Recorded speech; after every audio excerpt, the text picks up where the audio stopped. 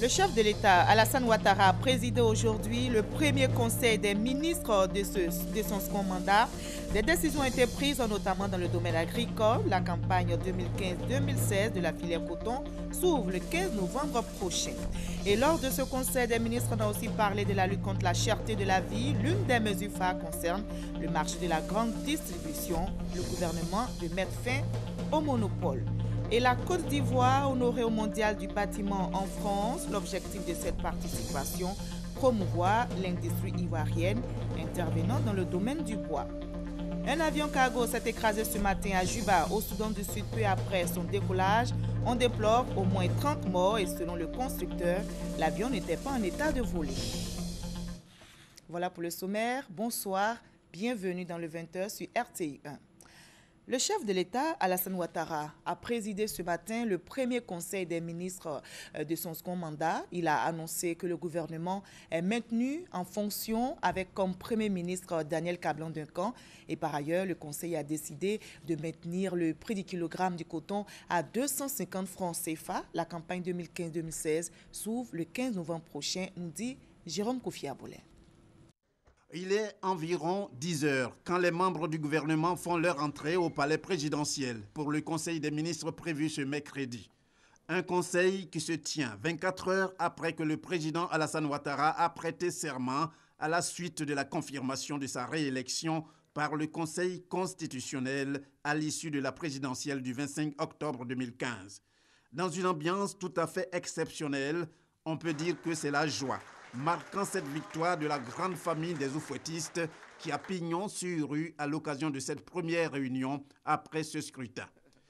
Une joie sans faille, d'abord avec le standing ovation demandé par le Premier ministre Daniel Kablan-Duncan au nom du gouvernement pour saluer cette victoire éclatante du chef de l'État. Excellence, Monsieur le Président de la République, votre belle, éclatante et écrasante victoire constitue assurément une belle récompense que le peuple ivoirien reconnaissant a voulu vous offrir pour vous féliciter et vous dire infiniment merci pour l'œuvre gigantesque de reconstruction nationale que vous avez entamée depuis avril 2011, comme en atteste votre bilan plus qu'élogieux à la tête de l'État et de la nation ivoirienne.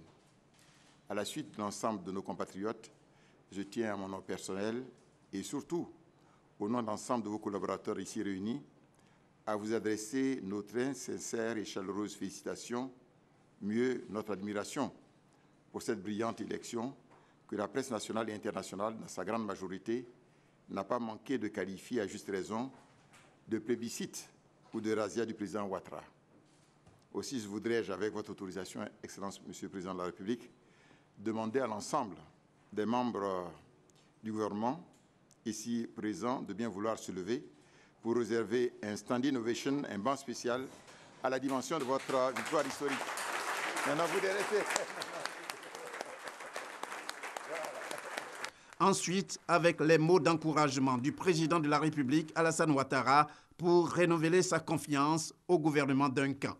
Monsieur le Premier ministre, Messieurs les ministres d'État, Mesdames, Messieurs les ministres, lors de mes visites d'État que j'ai effectuées durant mon premier mandat, et à l'occasion de la campagne pour l'élection présidentielle, j'ai pu me rendre compte des réalisations du gouvernement. Elles sont nombreuses. J'ai aussi mieux cerné les attentes de nos concitoyens. Ces attentes sont nombreuses également et nous devrons en tenir compte dans la conduite des actions gouvernementales en accélérant notre rythme de travail. Vous l'avez compris, il nous faut faire plus avec moins de ressources. J'ai décidé donc, au vu de tout cela, de continuer avec la même équipe. Monsieur le Premier ministre, le gouvernement que vous dirigez est donc maintenu en fonction avec vous-même à sa tête. J'attends de vous que tous les dossiers en instance initiés au cours de mon mandat précédent soient traités avec célérité afin de les conduire à terme dans les meilleurs délais.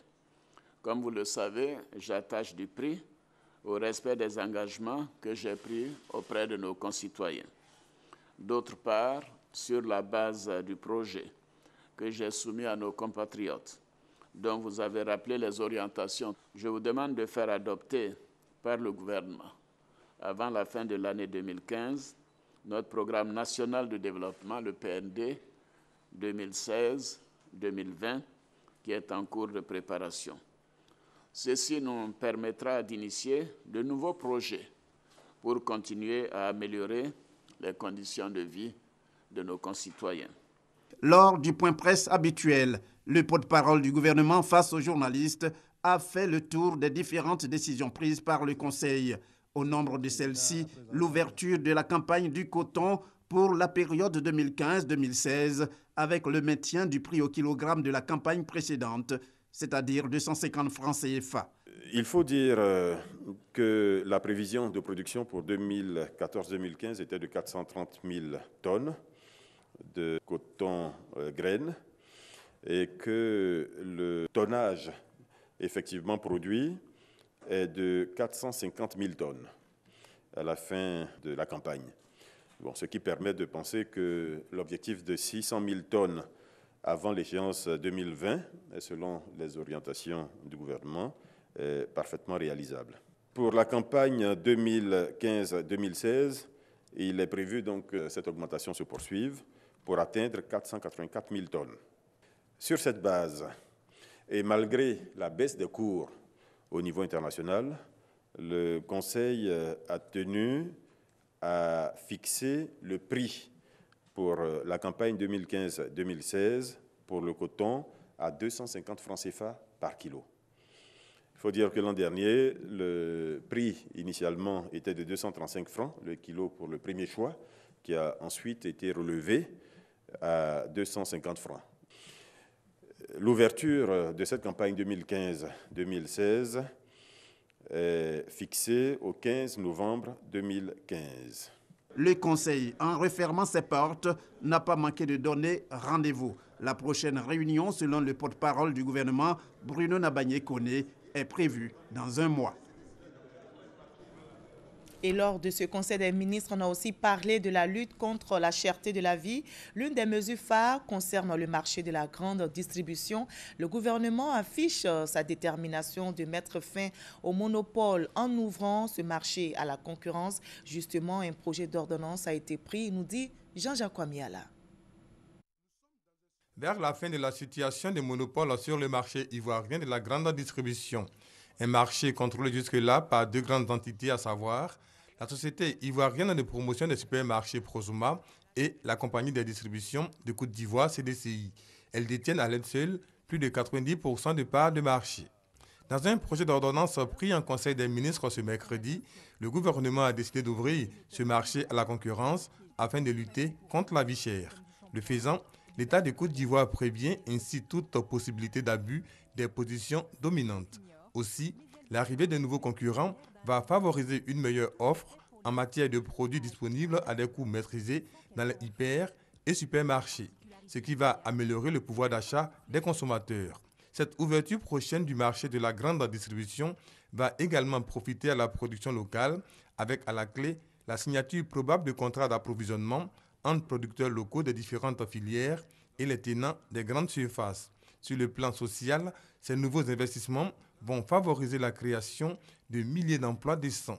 Pour être complet, ce projet d'ordonnance revêt un aspect attractif, étant donné qu'investir dans ce secteur n'est à la portée de tous. Il s'agit notamment de mesures fiscales incitatives en faveur des promoteurs qui réalisent de grands investissements à usage commercial dont le coût s'élève à au moins 10 milliards de francs CFA. Une délégation américaine conduite par le conseiller au département d'État a été reçue hier par le président de la République. Les échanges ont porté sur le déroulement du processus électoral et le renforcement des investissements américains en Côte d'Ivoire. Le reportage d'Awa Touré. Le conseiller au département d'État des États-Unis, Thomas Shannon, chef de la délégation américaine qui a pris part à la cérémonie de prestation de serment, et la sous-secrétaire d'État chargée des affaires africaines, Linda Thomas-Greenfield, ont transmis au président de la République, Alassane Ouattara, les félicitations du président Barack Obama. Le président américain qui a tenu à féliciter le président Alassane Ouattara, le peuple ivoirien et l'ensemble des acteurs politiques pour le bon déroulement du processus électoral.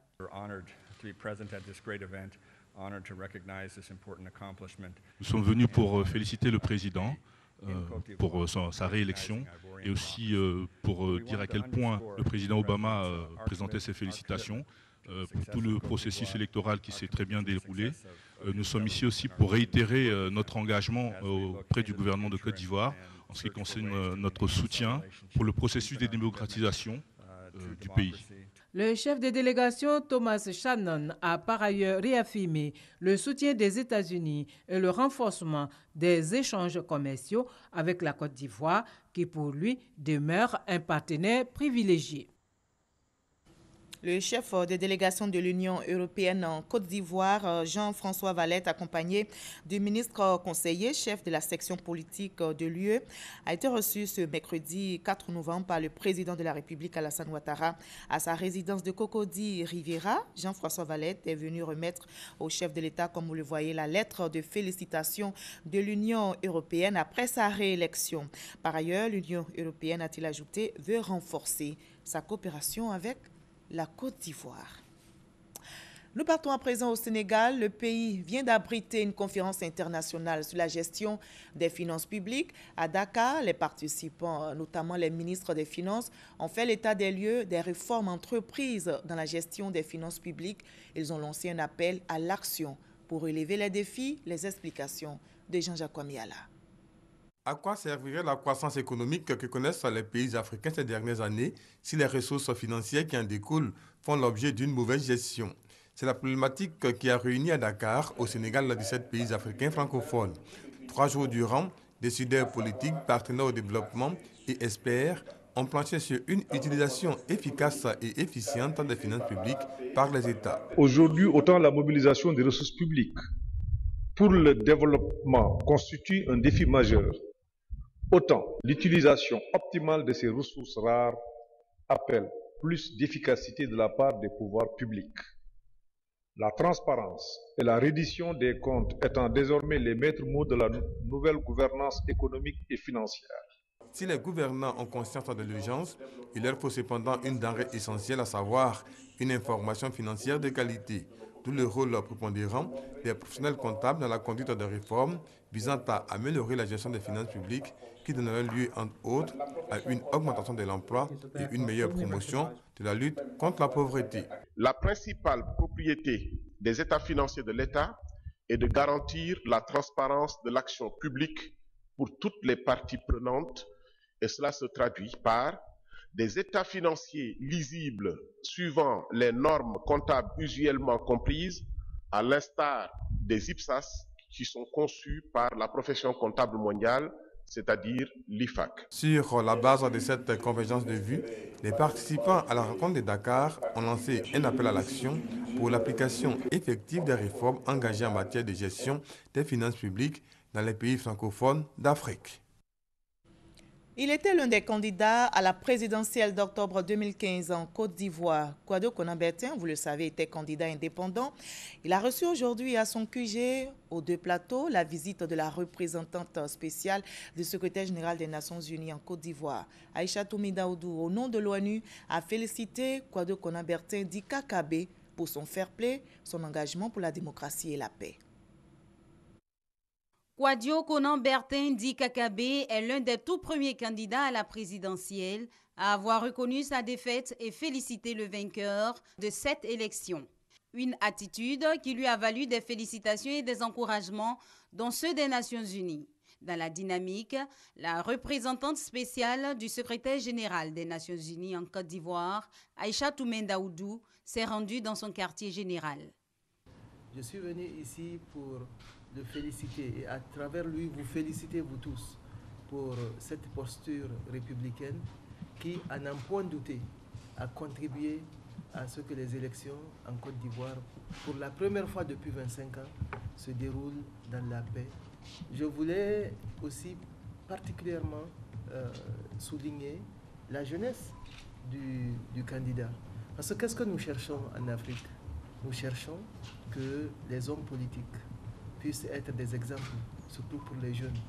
Que les jeunes puissent être imbus de la culture démocratique. Un acte de grande considération pour Kakabe, qui se considère comme un leader politique en pleine construction. Un honneur qu'il veut mériter tout au long de sa carrière politique. On ne peut que se sentir honoré que ça vienne des Nations Unies.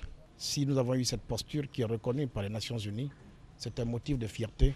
En retour, je voudrais saluer l'humilité avec laquelle elle s'est déplacée jusqu'à nous et adresser nous aussi nos remerciements aux Nations Unies. Notre souhait, c'est de participer justement aux Jeux démocratiques et faire en sorte que notre pays, la Côte d'Ivoire, renoue avec la paix et la stabilité. Les pas de la diplomate onusienne avaient été précédés déjà le vendredi dernier par l'ambassadeur des États-Unis, Terence P. McCurley. Lui également a salué et encouragé l'attitude démocratique de ce jeune politicien qu'est Kakabe lors du scrutin présidentiel d'octobre dernier. Et c'était un reportage de Sidonie Davila. Le fonctionnement des cantines scolaires à l'ordre du jour d'une rencontre avec les conseillers régionaux des cantines.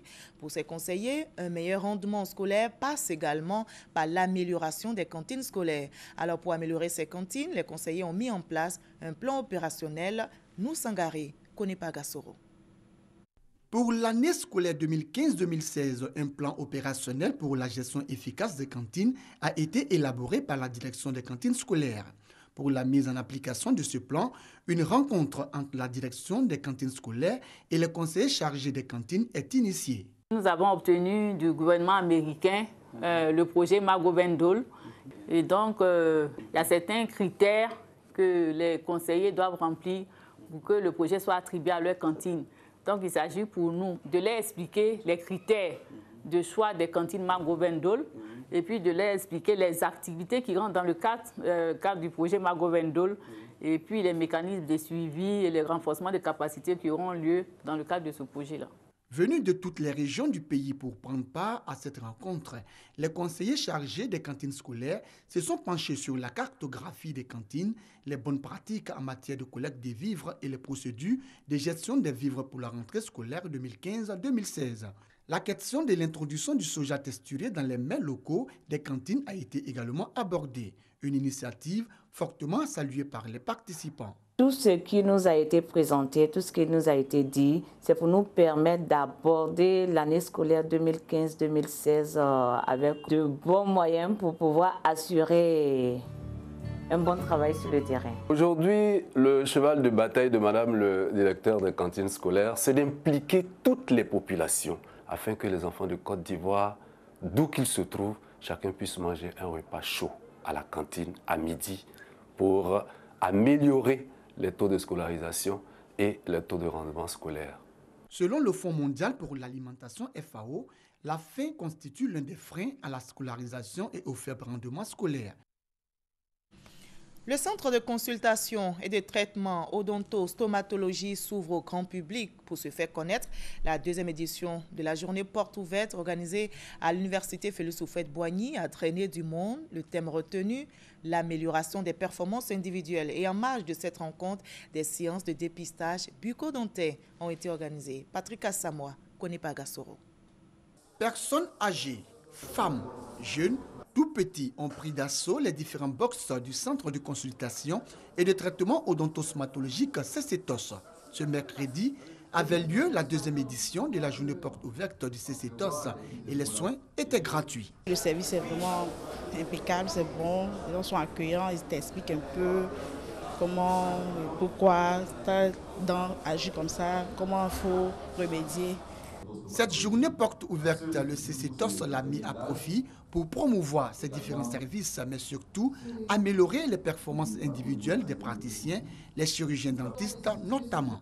Et le sens de cette journée, en fait, c'était d'abord pour faire connaître le centre, le CCTOS à la population et en même temps faire la promotion des activités du CCTOS. Cette conférence pour permettre aux praticiens de réaliser qu'on n'a pas besoin de grands moyens. Avec le peu que nous avons, nous pouvons faire de grandes choses. Nous essayons de faire des dépistages de tout ce qui est anomalie bucco-dentaire. tout ce qui est pathologie de la dent, tout ce qui est pathologie des tissus de la dent, puisque la dent n'est pas seule dans la bouche. Notre rôle sera de faire en sorte de renforcer davantage avec l'équipe de coordination sur place en identifiant les problèmes pour les résoudre au fur et à mesure afin que nous soyons aptes à répondre de façon efficace et efficiente aux besoins de santé de nos populations en matière de soins bucco-dentaires. Conférences, visites des stands ont meublé cette journée porte ouverte du CCTOS qui se tient tous les ans à l'université Félix Houphouët-Boigny d'Abidjan. La fondation Cœur et Cœur vient de faire des dons à l'hôpital général de Yopougon. Ces dons, constitués notamment de bancs et de matelas, ont été réceptionnés dimanche par les responsables de l'hôpital. On en sait plus avec Guillaume Zéré et Serge Coléa. Un mois après le don aux élèves démunis de la commune de Yopougon, la fondation Cœur et Cœur vole au secours de l'hôpital général de la même commune. 15 bassines et 15 matelas pour la nurserie, des bancs et une cuve de 2000 litres. Pour couronner ce geste, 50 kits de naissance pour les mères qui viennent juste de donner naissance dans cet hôpital. Il n'y a pas meilleur espace pour célébrer la vie qu'une maternité. Parce que c'est à la maternité qu'on donne la vie. C'est à la maternité que des bébés poussent leur premier cri. C'est à la maternité qu'ils poussent leur premier soupir. Nous avions pris l'engagement d'apporter quelque chose qui puisse réjouir le cœur de maman. Nous avions pris l'engagement d'apporter quelque chose qui puisse permettre à des patients d'être à l'aise quand ils viennent dans ce centre hospitalier. Et nous sommes là ce matin pour nourrir cet engagement. De la gaieté et de la joie dans ce centre hospitalier, la Fondation en a donné. Mon premier enfant s'est passé par une césarienne. Je remercie beaucoup l'ONG. C'est un miracle qu'on a vu matin là même, on était vraiment contents. On vous remercie beaucoup même. Les mères sont heureuses, tout comme les responsables de l'hôpital général de Yopougon. Nous ne pouvons que être heureux et apprécier ces dons à la juste valeur. Ces dons de la Fondation ont précédé la 5e édition du concert de la vie. Pendant plus de 3 heures, au stade de la Sogefia, les populations de Yopougon ont célébré la vie en présence de nombreux artistes chrétiens. Et on en arrive à l'un des titres de cette édition. La Côte d'Ivoire honorée au Mondial du bâtiment en France. L'événement débuté lundi se tient jusqu'au 6 novembre prochain au Parc d'exposition de Paris. Et la Côte d'Ivoire, notre pays, est représentée notamment par la Chambre du commerce et d'industrie, le BNET et la Sodefort. L'objectif de cette participation est de promouvoir l'industrie ivoirienne intervenant dans le domaine du bois. Chris Diomandé, Serge Coléa. 2400 exposants. 350 000 professionnels prennent part à ce Salon international du bâtiment à Paris, en France. Pour sa 3e participation consécutive à ce grand rendez-vous du monde de la construction, la Côte d'Ivoire a dressé un stand d'exposition de 150 mètres carrés. Il est conçu à base de diverses essences issues de sa forêt. L'objectif est de vendre le savoir-faire des industriels et artisans ivoiriens intervenant dans le secteur du bois. La première journée a été marquée par la visite de plusieurs responsables d'entreprises étrangères et d'institutions au stand ivoirien. 6 pays africains sont présents à ce salon. Un mini-sommet Afrique-France sur le thème « Les enjeux de la construction, ville durable en Afrique » s'est tenu en présence de plusieurs personnalités. Sur l'agenda de la délégation ivoirienne, des visites d'entreprises de construction et des conférences débats sur des thèmes allant de la problématique du logement au programme national de rénovation urbaine, en passant par les grands projets actuels et à venir pour une Côte d'Ivoire émergente d'ici à l'horizon 2020. Le Salon international du bâtiment se tient au Parc des expositions de Paris-Nord du 2 au 6 novembre 2015.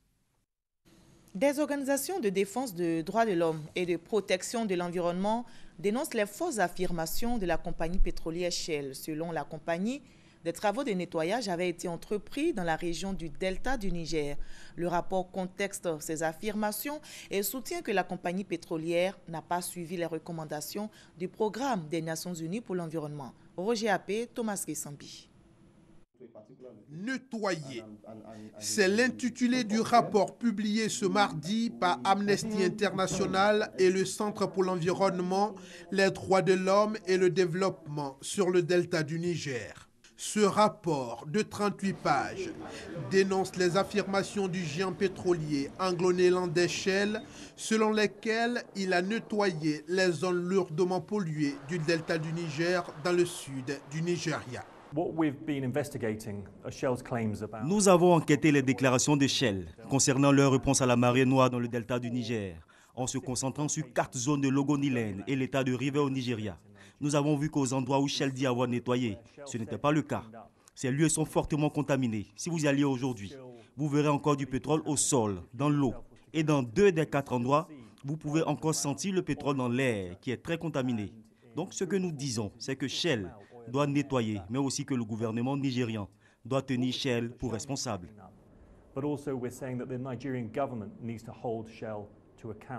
2011, le Programme des Nations Unies pour l'environnement, PNUE, avait dénoncé l'étendue de la contamination causée par les déversements des oléoducs de Shell en pays Ogoni, une partie du Nigeria.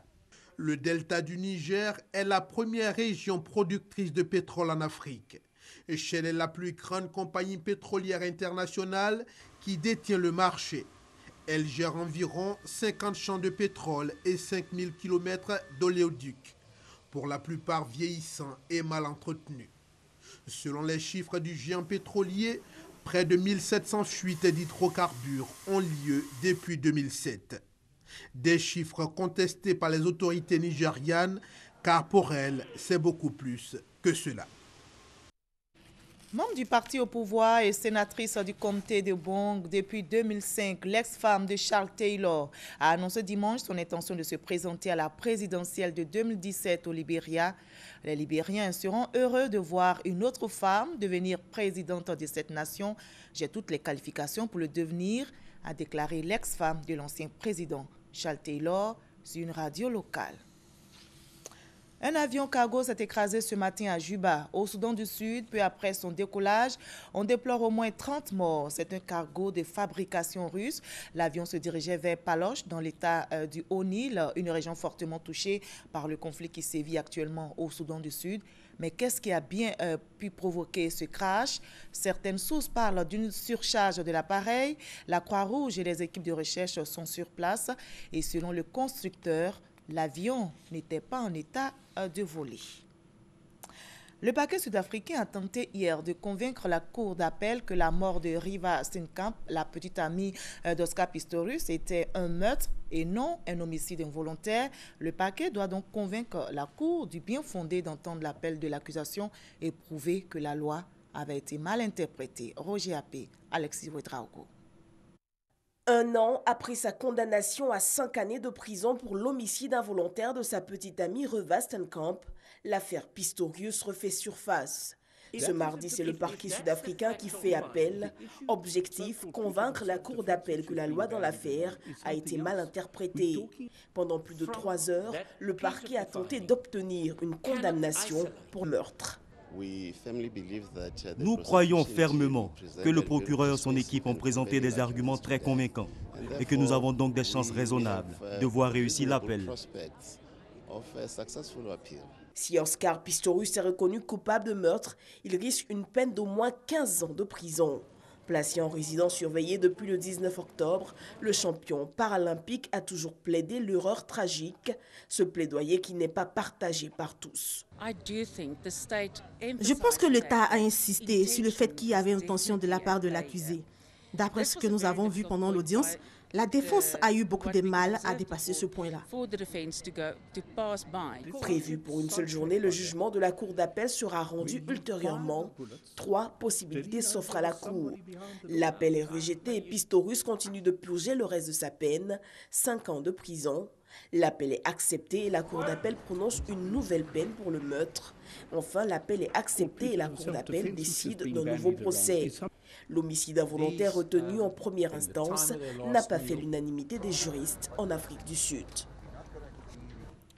En Roumanie, le Premier ministre Victor Ponta a démissionné. Il a cédé sous la pression de la rue. Hier, des milliers de manifestants, 20 000 selon les organisateurs, ont défilé à Bucarest pour demander la démission du gouvernement après l'incendie d'une discothèque qui a coûté la vie à 32 personnes. Pas moins de 140 autres sont toujours hospitalisés. Les manifestants dénoncent la corruption des autorités qui aurait permis tout un tas d'irrégularités ayant conduit à l'incendie de la discothèque. C'est ici que l'on s'arrête pour ce 20h. Merci à vous tous de votre aimable attention. À 23h, Maïsako prendra le relais pour un nouveau journal.